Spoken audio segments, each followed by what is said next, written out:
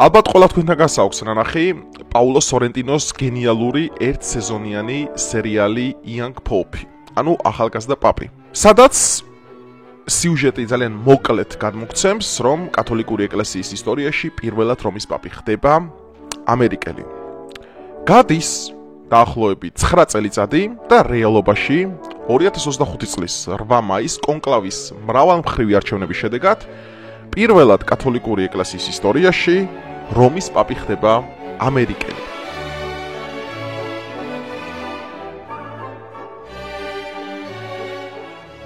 და ეს ყველაფერი ძალიან საეჭვოდ ემთხვევა ჯეიდიმესის ჩასვლას პაპი ფრანცისკეს სიკვდილს.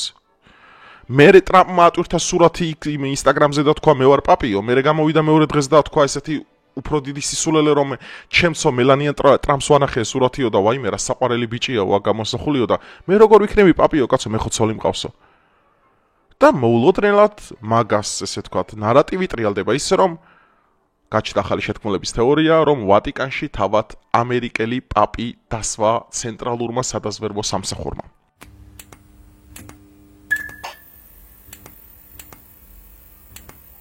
მეგობრებო, სორენტინო გენიოსია. შეიძლება ჩვენ ვიფიქროთ რომ პაულო სორენტინო, რომელიც არის ოსკაროსანი რეჟისორი, იტალიელი, ძალიან საინტერესო პიროვნება, გირჩევთ რომ ნახოთ ოსკარი აქვს აღებული La Grande Bellezza ეს ეწოდება.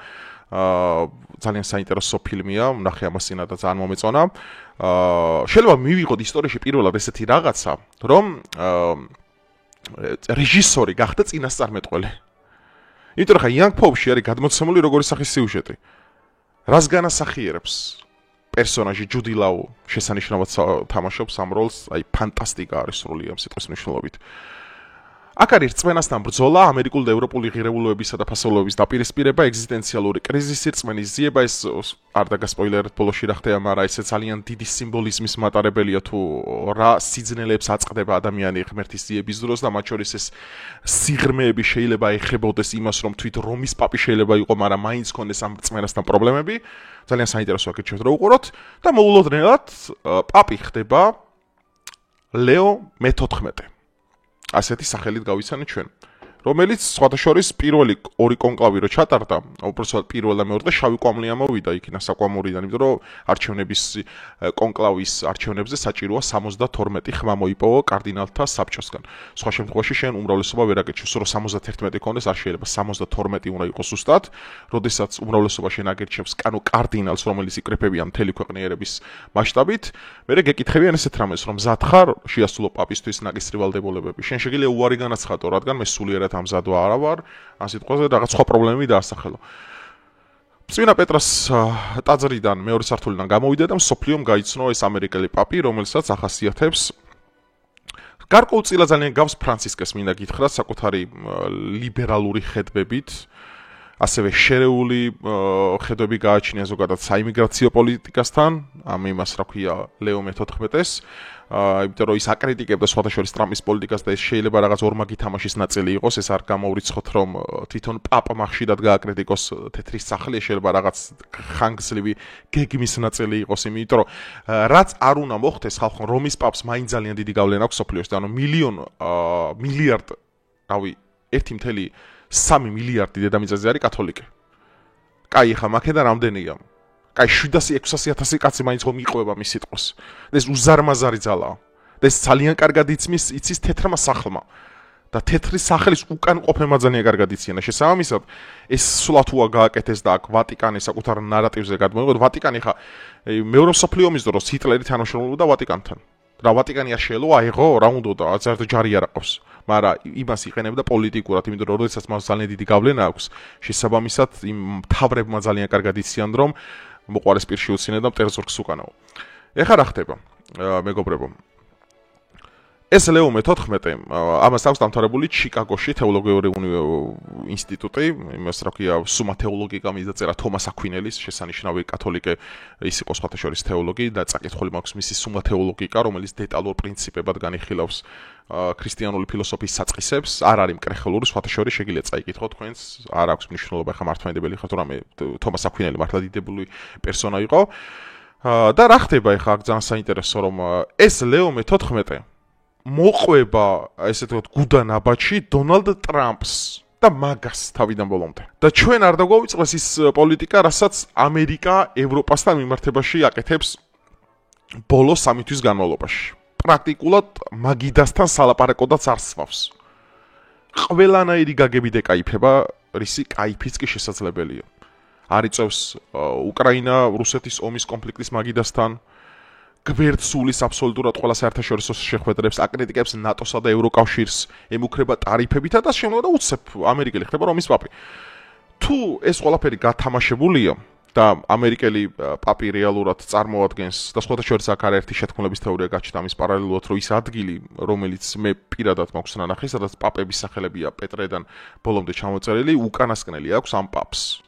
ანუ ამის იქით ადგილი აღარ არის რომ შენ ჩაწერო, იმიტომ რომ იკონოგრაფია უნდა ჩამოწერა ფრანცისკეს რო გარდაიცვალა, მათ ლათინურად ამოტიფრეს მისი სახელი და მაგის მერე არის მხოლოდ ერთი ჩარჩო დარჩენილი. იმ ჩარჩოს მერე აღარაფერია. ნუ რა უნახნან მე არ ვიცი იმის მერე, მაგრამ ახლა მე გეუბნებით რა არის და რა უნახე მე პირადად, იმიტომ რომ ეგ არის ბოლო ჩარჩო და ესე ვთქვათ არსეოს მაგასთან მიმართებით დამოკიდებულა რომ საერთოდ ბოლო პაპიაო, მაგას ამბობენ, არ ვიცი, ხა ამას მე ვერ ჩამოვალ ამ იმაზე სალაპარაკო დღეს არ მომიცლია, ამიტომ ამაზე ჩვენ არ ვისაუბრებთ. ხო, ეხლა უყურეთ რა ხდება ძალიან საინტერესო. მე-20 საუკუნეში არსებობდა ესეთი პაპი, იოანე პავლე I, მეორეზე არ მოგხსოვთ, რომ იოანე პავლე II იყო ძალიან პოპულარული პაპი, ის იყო ერთ-ერთი ისტორიაში, რომელსაც ტერორისტებმა საჯაროდ ესროლეს ვატიკანის ცენტრში და საბედისროდ ის გადარჩა, რამოდენიმე ჭრილობა ქონდა და გადარჩა. მაგ საუბარი აქვს იოანე პავლე I-ზე, მეგობრებო, ეს იყო 33 დღიანი პაპი. 33 დღე იყო მხოლოდ არჩეული 1969 წლის სექტემბერი იყო, რამდენადაც მე მახსოვს, შეიძლება ვცდები. ბოდიში ხეთ წინასწარ. როდესაც პაპი იოანე პავლე I აირჩიეს, პაპი გამოვიდა ინიციატივით და თქვა ესეთი რაღაც, რომ ჰეი, მოდი, ვატიკანის არქივები, ვატიკანის ბანკი, რომელიც არის private, ანუ ვატიკანის ბანკი არ არის მაგალითად პაბლიკი, როგორც საქართველოს ბანკი, ან TBC, ან ეგეთი რამე, ის არის კერძო დახურული. ანუ დაფინანსებები, რეფინანსებები, დონაციები და ეგეთი რამეები ხდება ყოველთვის კერძო, მაგალითად კარდინალებისგან, უშუალოდ საბჭო არსებობს, ბუღალტერ მთელი ბიუროკრატია აქვს ჩაშლილი, ხო, ჩრდილოვანი მმართველობა, რაღაც secret საზოგადოება, რომელიც ეს ეწოდება, რომელმაც აი ხა მაგამდე მივდივარ, აი მე გუნა გითხრათ, გამოვიდა ეს იოანე პავლე I და თქვა, რომ მოდი საჯარო გავხადოთ რა. ანუ მაგალითად რომაელებსო, ანუ ამ ქალაქში, ანუ თვითონ ვატიკანში არსებობს, შეელოთო, რომ პირდაპირ სესხები აიღონ ამ ბანკიდანო და ანუ საჯარო გავხადოთ და მე მეტი გამჭირვალობა იყოს. რა მოხდა იცით? იოანე პავლე I 33 დღეს კონკლავის არჩევნების შედეგად იპოვეს საკუთარ ლოგინში გამთენისას 6-ის ნახევარზე მკვდარი. საჭო გარემოებაში ჯამთელი ადამიანი. სრულიად არაფერი მას არ ეწუხებდა. ვატიკანმა დაიწყო დამოუკიდებელი ექსპერტიზა. აი თრომბი დაასახელა მისცეთ. არაფერი, პალევი მიჩქმალეს ეს და მოვიდა მომდენო პაპი სახელი დამოვიწყდა ხა და მეორე დღესვე ეგრევე უკან წაიღო კანონპროექტი. ეხა ამას რო ადამიანი მოისმეს, მე შეგიძლიათ გადამოწმოთ კაცი შედით, შავი დოკუმენტურიც ნახეთ, ინფორმაციაც, რაც გინდა ის ნახეთ, ეხა მე გეუბნები დოკუმენტურად დადასტურებულ მასალას. ეხა ვიღაცა გამოვიდა მეტყვის ჩრდილოვანი ძალები არ არსებობენო. რა deep state-ის გჯერაო, რა ახალი მსოფლიო წესრიგის გჯერაო, რა ილუმინატების გჯერაო და რაღაც ბლა ბლა ბლა, ხო? ხალხნო, აი დავფიქრდეთ აი ბევრ რაღაცაზე, მოდი გულწრფელები ვიყოთ ეხა, ხო? აი მე ხანდახან რა გძრმა მიჩნდება უკვე რომ მსოფლიო ლიდერები, აი ვინებიც არიან ჩრდილოვანი ძალები უკვე გვეკაიფებიან სერიოზულად რა. აი გვეკაიფებიან, იმიტომ რომ ხა აი სულელები რამდენი არიან პლანეტაზე, მეგობრებო. აი რამდენია რომელიც ხა გამოდის აი შერეების გჯერა, მაგას ღაპრების და რეების მიყვები და აი რაც უნდა ფაქტებით რამდენი ვიდეო მაქვს გადაღებული, ხო? და ხა მეც როგორ გადავედი, იცით რომ ანუ მე ნაწილობრივ სერიოზულად საუბრობ უკვე. და ნაწილობრივ უკვე ვღადაობ 50-50-ზე ვარ, ანუ სერიოზულად საუბრობ და თან ვღადაობ რაღაცას. რა ისე მაგ გაყოფილი, რა სადაც ვღადაობ მეტყობა სახეზე და სადაც არა სერიოზულად საუბრობ, იმიტომ რომ იუმორის ელემენტები საჭიროა ყოველთვის, ეს სხვათა შორის ძალიან კარგად არის, აი თვითონ სორენტინოს მაგ სერიალში შეგიძლიათ უყუროთ, ეს იუმორის დეტალები ძალიან საინტერესო და რაც თვითონ დამაინტრიგებელია მანდ და ესე ვთქვათ, კარგად აქვს ამ რეჟისორს ეს ხელწერა Young Pope-ში. ხო და ეს ამბები, როდესაც ხდება და რო იცი რომ შენ აი მაგალითად აი კონკლავის ფილმშიც რო შენ ნახო რომ რამხელა გამაზვები მიდის ფულის რომ შენ ხმა იყიდო იქ. აი კონკლავზე ზის მაგალითად კარდინალი აფრიკიდან, ეთიოპიიდან დაუშვათ, ხო? და არის კარდინალი მაგალითად რომიდან, არის კარდინალი საფრანგეთიდან, ხო? ანუ იმ ხელა თანხებს თავაზობენ ერთმანეთს და იმდენად ჯაშუშური ბიუროკრატიული და კორუფციული სქემა არის ხალხო, რომელსაც აფარია უზარმაზარი ფული, მატერიალური აქტივი და პასივი მაგასთან ერთად უზარმაზარი მუზეუმი და უზარმაზარი ხელნაწერები და 6 სართულიანი დაბლა, რომელიც აქ აკროპოლისში წმინდა პეტრას 5 სართულია მაგის დაბლა. მთელი ისენი არის, რა სასაფლაოა ბოლოს. 4 სართული არის საიდუმლო ბიბლიოთეკა, მთელი კაცობრიობის ისტორიაში არსებული ცოდნა, დამატებული სახელმწიფო დაფინანსებები, დამატებული ამ ყველაფერს ვატიკანის ბანკი, დამატებული აქედან მთელი საიდუმლო ელიტის კრიშა და გამოდის უზარმაზარი ქსელი. ეხლა უყურეთ როგორი თემა არის. აი, მან არის ძალიან საინტერესო მომენტი. Young Pope-ში სხვათა შორის ძალიან საინტერესო მომენტი, სადაც ჯუდი ლაუს პერსონაჟი ესეც ძალიან საინტერესო რაღაცას ამბობს, რომ ჩვენი ძალა არის დიპლომატიაო. რადგან ჩვენ ჯარი არ ყავს. ჩვენ თუ დიპლომატიურად დაუმარცხდით და რაღაც გარიგებების სწორად ვერ ვაწარმოეთ, ხო, მაგას ნიშნავს.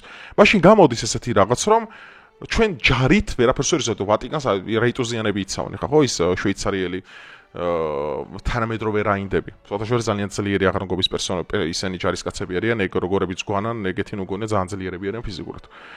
ანუ ხალხო, ჩვენ მივიღეთ დაცინვა. JD Vance ჩადის ფრანცისკე ყდება. მე ის ხდება, რა ქვია, ტრამპი დებს სურათს, სადაც ამერიკელია. ანუ რას გამოხატავდა ტრამპის სურათი? მე ხო ვიდეო გადავიღე, რომ ამერიკა მართავს სოფლიოს. აი, უბრალოდ ირონიულად დაგწინა რა თელ დედამიწას რა. და ეხა მიდი, აი, უძლურმა კაცმა რა უნდა გაუკეთო მით. აი, რას ეყვი ტრამპთან მიხვალ და ვაიმე სატო დადეო? თელმა კათოლიკურმა სამყარომ უთხრა ტრამპს, რომ ბოდიში გაქვს ამაზე მოსახდელიო, მაგრამ ბოდიში არ მოიხადა. თვსო, აი, ვინა უნდა უთხრას? ბირთვულ სახელმწიფოს უზარმაზარი გავლენებითა და უზარმაზარი იმით. აი, მითხარით ვინა უნდა უთხრას? და ამ ყველაფერს ემთხოვა ის, რომ პაპი ხდება მაინც ამერიკელი. მით უმეტეს, გავიხსენოთ ლეო მე-14 ახლანდელი პაპი საერთოდ არ იყო პოპულარული აქამდე.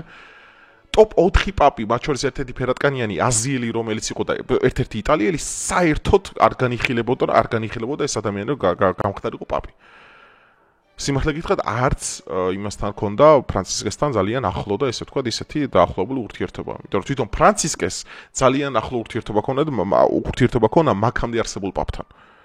და საერთოდ ეს ხელდასხმაც ეგრე მუშაობს, რომ მან რა არის კონკლავზე რა არის მნიშვნელოვანი ისიც, რომ აი, როდესაც აი, როგორ ხდება პოპულარული, მაგალითად, მე ეს თემა ძალიან საინტერესო და შევისწავლე დეტალურად რა. ანუ შენ უნდა იყო დაახლოებული თვითონ პაპთან. აი, მაგალითად, მართლმადიდებლურ სამყაროში ხვასია, ხა მეუფე ის შიოა, ხო, ხა პატრიარქის თანამოსაყდრე. დაახლოებული იყო პატრიარქთან. და მაქენა გამნიდა ხელდასხმა, უბრალოდ ხა მართლმადიდებლურ სამყაროში პირდაპირ ხელდასხმა ხდება, ეს პირდაპირ ბიბლიურია, იმიტომ მართლმადიდებლები სწორე იქ არ ხდება არჩევნები, როგორც კათოლიკები არჩევნებს ატარებენ, მაგრამ აქ პირდაპირ ასახელებს მის თანამოსაყდრევინ იქნება. იმიტომ რომ როგორც პავლე, ტიტეს და ტიმო გახსოვთ თქვენ ის ბიბლიაში როგორც წერია ხელდასხმას, ისევე ხდება მართლმადიდებლები, იმიტომ მართლმადიდებლობა და ბიბლია ერთმანეთში ახლოს. კი არა ერთი და იგივე კაცო. ხო და რა ხდება ეხა უყურეთ, რომ აი ეს მომენტი, რომ იმას რა აირჩიეს ამერიკელი, პირდაპირ გადმოგცემს ამ ირონიას. დავდე სურათი, გახდა ამერიკელი. ვინ არის ახლა ძლიერი? აი, უბრალოდ უნდა დაინახოთ. აი, ხანდახან ეს ძალიან საინტერესო გამონათქვამია, რაღაცა შეიძლება უყურებ და ვერ ხედავ მეგობარო, იმიტომ რომ საკმარისად კარგად არ უყურებ მას. აი, ეს შემილია შევაფასო ეხა ამის პოლიტიკა რა არის, ეხა მარტივად რო გითხრათ რა, ლეონ მე-14 რა. აი, ის რა ქვია, ხარს უჭერს რაღაც მომენტში LGBT იმას ქორწინებას და ნაწილობრივ წინააღმდეგ, მაგრამ ორაზროვანია ყველაფრის შეხედულება, ეკო აქტივისტებს თან ეთანხმება თანაკრიტიკებს, ისრაელს თან ეთანხმება თანაკრიტიკებს. აი, მე წავიკითხე მაგის ეხა მონაგარი და რაღაცები, სიმართლე გითხრათ, მე ვერანაირი დასკვნა ვერ გამოვიტანე მაგ ადამიანს რა. აი, ვერანაირი დასკვნა ვერ გამოვა, რაღაც კაფიო ცენტრისტული ან კაფიო მემარჯვენე ან კაფიო მემარცხენე და არიქა ჰოი და ხვალ რაღაცა ფილიკვეს გავაუქმებდა იქ რაღაცა ღვთისმ ის სულიწმინდის გამოვლობაში არაფერი ეგეთი არა ჩვეულებრივი კლასიკური და ეს არის ხალხო ნომინალური ფიგურა რომის პაპი არის რა ნომინალური ფიგურა რომლის უკან არსებული ეს ქსელი რომელიც შიგნით არიან ისინი მართავენ მაგ ადამიანს რა ისი არ წარმართავს და აი კაი მაგას უქნია მე ამიტომ თან ახლა ამას კიდე ბევრი რაღაც ჩიკაგოში სახლები ქონია აქ რაღაცა სერიოზულ ფულებში ყოფილა ის რა ქვია საირის კოცობაში ჯერ კიდევ და საკმაოდ ისეთი ცხოვრებით აქ ნაცხოვრი და რაღაც ანუ იყო იქ მithქმა მოთქმა და სხვათა შორის ერთ-ერთი ვარიანტი იყო ესეთი მე ვერ დავდებ თავს ამ ყველაფერზე, რომ ეს უეჭველი დადასტურებულია, მაგრამ ასევე იყო დაკავშირებული 90-იან წლებში ამას ჰქონდა, ესე ვთქვათ, სკანდალი სექსუალურ ორგიებთან და პედოფილიასთან დაკავშირებით. ოღონდ არა თვითონ, არამედ იცოდა კონკრეტული კარდინალები, ვინების ამაში მონაწილეობდნენ და ხელს აფარებდა და რაღაც ეგეთი მახინაციებში იყო, ეს თვითონ სხვადასხვა ამერიკულმა წყაროებმა დაწერეს და წავიკითხე მაგის შესახებ. ანუ საერთოდ ჯამში ხა მინდა ეს ყველაფერი ესე შევაფასო მეგობრებო, იმიტომ რომ დღეს ვიდეო უნდა დამედო საერთოდ სხვა რაღაცაზე გერმანიის იმის არჩევნების აკრძალოს რო აპირებენ უბრალოდ მემარჯვენე პარტიის AfD-ის აკრძალოს მაგაზე ვაპირებდი, მაგრამ რახან ბევრმა მთხოვა რომ ახალგაზრდა პაპსა და ზოგ ამ სისტემაზე ისაუბრეო ხელმეორედ მომიწია ამაზე საუბარი. სინამდვილეში მეგობრებო, აი თქვენ რო კონკლავს ნახავთ, აი მანამდე მიხვდებით რომ პაპი არაფერს არ წვითავს რეალურად. პაპი არის ნომინალური ფიგურა, რომელიც გამოყავთ სიმბოლო ჩვეულებრივი, რომელიც ესე შეება, თვითონ აი წამოწოლილია რაღაც იმაშია და რაღაც სიმბოლურად ხალხს ხვდება ხან პეტრასზე და იმებში რა ქვია დადის საერთაშორისო ტურნეებს ატარებს ახლა როგორც კონცერტებს ისე და ხვდება იმას, ანუ არაფერი განსაკუთრებული მას არ ავალია რა. და 2017 წელს თვითონ ვატიკანმა შეუწყვიტა ნომინალური ხელფასისხდა პაპს. ანუ ხე ყველანაირი ხარჯი კი ვატიკანზეა თვითონ და მის იმაზე რა ქვია ბანკზე, მაგრამ ანუ ხელფასი რო აქამდე 4000 ევრო ქონა, ეგეც კი შეუწყვიტა. ანუ პრაქტიკულად ყველაფერი გამოაცალა ხელში საბჭომ. ვინც მაგის უკან დგანან, ხა საბჭო ქვია ეხა თქვენ ენაზე, თორე ისე deep state-ია და mid state-ია და secret ორგანიზაციები ძალიან კარგად ვიცით, იმიტომ რომ საიჭო იოანე პავლე პირველზე რაც მოგიყევით, აი ზუსტად მაგ ადამიანების გაგორებულია რა. პირდაპირ აი ყოველგვარი აი რავია აი შეცდომებისა და ყოველგვარი რაღაც ილუზიებისა და ყოველგვარი შეთქმულების თეორიების გარეშე. ანუ შეთქმულების თეორია რა არის, იცით?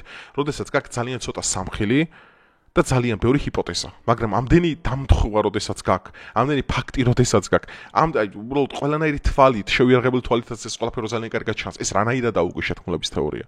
ეს არის ძალიან კარგად მოფიქრებული, გეგმიური, კოლექტიური მოძრაობა, რომელიც ამ სისტემას აკონტროლებსა და იჭერს ამ საუკუნეების განმავლობაში, მეგობრებო. აქედან გამომდინარე, რა ნუ გონიათ ახალი პაპი რომ მოვიდა, უბრალოდ ერთადერთი რაზედაც შეიძლება გაიმართოს, იქნება თუ არის ბოლო პაპი.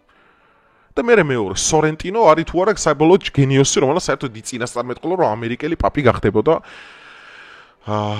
რომის წინამძღვარი. და ჩვენ თუ მაგამდე მივედი და ეს ყველაფერი დეტალურად განვიხილავთ, ხო გეუბნებით, ეს არის უკვე სიგიჟე სრული სიგიჟე. მე კიდევ ერთხელ ვიმეორებ 4 მთავარი კანდიდატურიდან არც ერთში არ განიხილებოდა ლეო მე-14, არც ერთში საერთოდ ავიდა ბოლომდე.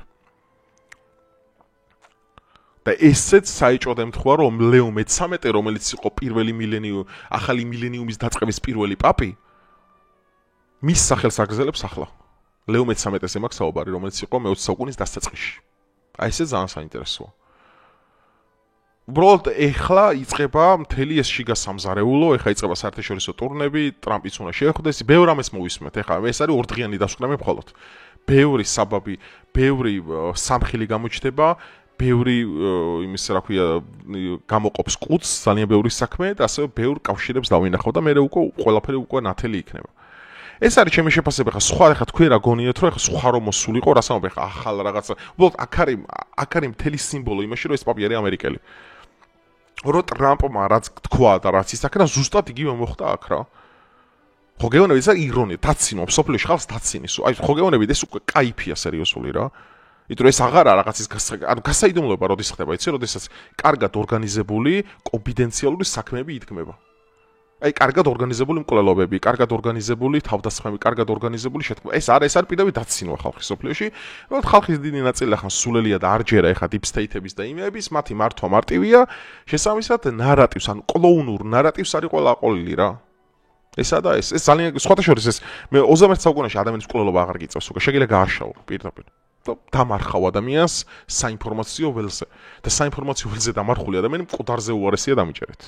რავი, ეს არის რა, ვერაფერს ვერ ვიტყვი ამ ადამიანზე, იმიტომ ინფორმაცია არდებს ინტერესში და ეგრევე როდესაც პაპი ხდება, ეგრევე მალავე ყველაფერს, ბევრი რაღაც გამოაშკარებდება და როგორც ბიბლიაშია ნათქვამი, არ არის დაფარული, რომ არ გაცხადდეს მეგობრებო. ასე რომ დაალაიქეთ ვიდეო, გამოიწერეთ არხი და დამელოდეთ რამოდენიმე დღეში ისევ დაუბრუნდებით.